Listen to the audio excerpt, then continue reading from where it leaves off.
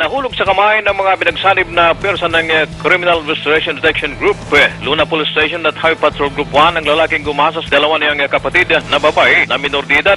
Sa bisa ng warrant of arrest na pinalabas ng korte, nagresulta sa pagkadakip ni Jason Kalimlim E. Ramos, 26 na taong gulang mula sa Barangay Magallanes, Luna, La Union. Siya may kasong 2 counts na rape under criminal case number 2014-0629 at 2014-0630 at siya ay nasakutik. Ayon sa mga elemento ng CIDG na yung suspect ay lulong sa pinagbabawal na gamot kaya nagawa niyang halayin ang kanyang dalawang kapatid. Dahil hindi na makayanan ang dalawa niyang kapatid na minor de edad ang ginagawa ni Jason sa kanila, dito sila dumulog sa mga otoridad at sinampan ng kaso ang suspect.